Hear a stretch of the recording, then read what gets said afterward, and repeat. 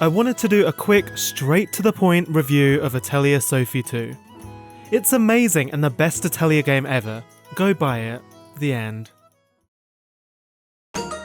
Just kidding, obviously.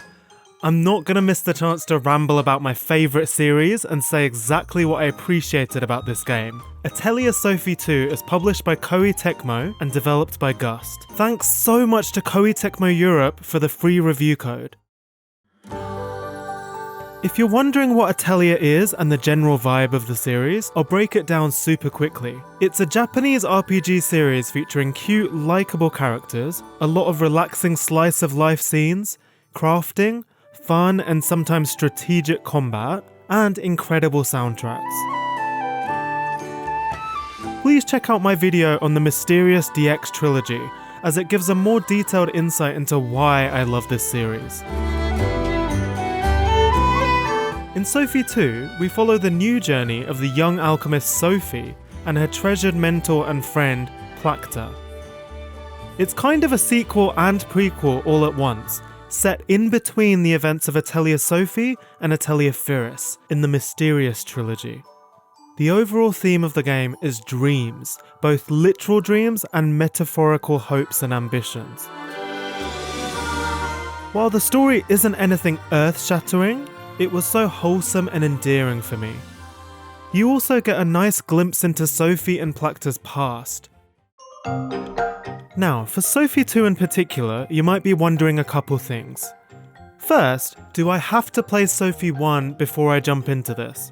My honest answer would be, not really. This isn't like the Trails series. All you'll be missing is character development between the two main characters Sophie and Plakta. Sophie 1's main story really wasn't that in-depth or complex. It was quite padded out, and the focus was on character development rather than the main plot. Sophie 2 does have a short video summary of what happened in the first game, and honestly, it does a fairly okay job at covering the main plot beats. If you really want to see Sophie's earlier journey, I would see Sophie 1 DX as more of an optional prequel. Sophie 2 has mostly been designed as a standalone experience, an experience which has evolved immensely over the original. Another key question I can imagine people asking is, how does this compare to the Ryza series? I can literally imagine the comment now. I got into the series through Ryza and a thickness. Is this any good? Yes, it's good. Play it. Play it now. The biggest difference is that the combat has gone back to fully turn-based, not active. So you can take your time to pick skills and items. Just because the active element is gone doesn't make the combat worse or less fun by any means. This time there's a lot more depth. You can have 6 members in your party, 3 in the front and 3 in the back. Similar to Atelier Eska and Logi or Shally, you can build up a gauge and chain attacks or items for extra damage and benefits. There's an equal emphasis on skills and items in battle. And there are new defensive barriers on certain enemies called auras, which adds a whole new layer of strategy. Having to deal with the aura means you can't just button mash through battles, and honestly, it was a clever way of making combat more engaging. There are various different types of auras, even a knockback aura, where you get punished if you try and delay the enemy's turn. Honestly, surprisingly innovative, and there's quite a healthy level of challenge to make sure you can't just doze through the game mindlessly. I'm not a huge fan of ultra difficult games, but Sophie 2 felt just right to me.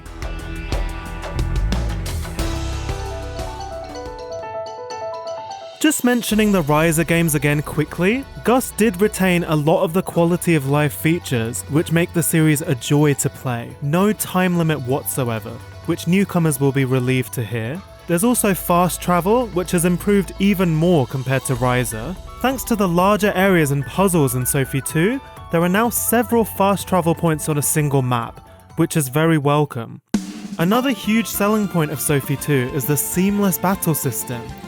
So there's pretty much no lag or load screen between exploration and combat. This felt great to me, way smoother than previous Atelier games, and it just adds to the addictive smooth game flow.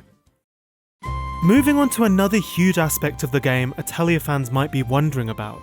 The alchemy, or crafting, item creation, whatever you want to call it, it uses the Mysterious Trilogy's alchemy system as a base. It's kind of like a puzzle game with coloured pieces representing the materials that you have to slot into a grid. However, it gradually gets more complex and feels a lot more like an actual puzzle. You can rotate and flip panels, create chain links to get bonus effect values, use catalysts, and eventually increase the size of the grid. The final item you make will be significantly different depending on the effort you put in, but it never feels like a chore. This might be my favourite alchemy system in a Gust game to date because it reaches a great balance. Fun, tactile and accessible to newcomers, while also having a lot of depth if you want to go further with it.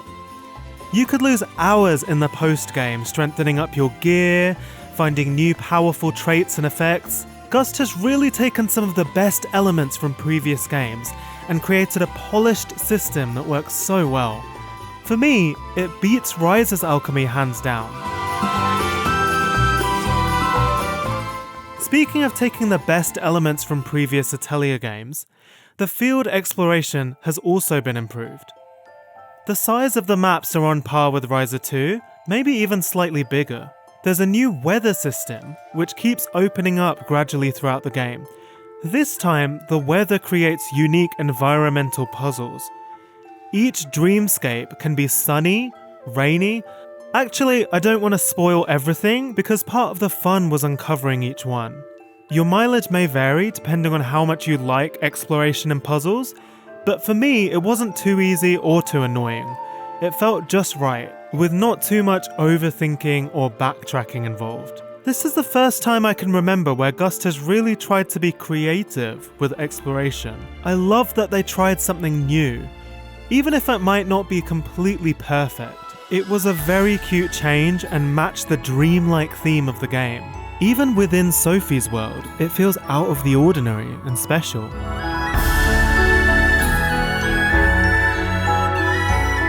You know me, I have to touch on the soundtrack briefly. Sophie 2's soundtrack sounds familiar and comforting and harkens back to the Mysterious Trilogy's folksy, upbeat and youthful vibe. However, compared to Sophie 1, there are a lot more catchy, lush-sounding, layered tracks.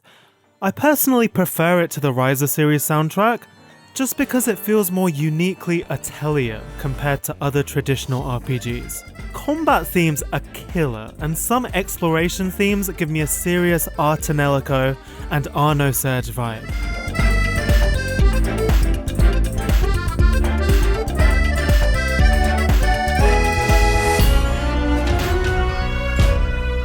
I know I say that a lot, but it really is true. Overall, I think this video is already way too long, so to sum up, Gust has really refined their craft at this point. You can tell they've listened to fans of the series and thought about what worked in previous games. Despite their fast development cycles, they somehow managed to evolve and innovate with each game they release. It will never be the most complex or cutting-edge series in terms of graphics, but it's just such fun, addictive, wholesome comfort gaming. I can't recommend this series enough, and Sophie 2 in particular is one of Gust's best games to date. Even for newcomers, I highly recommend it. Thanks so much for watching, and I have a ton of other Gust videos and gaming videos to check out. So hopefully see you there.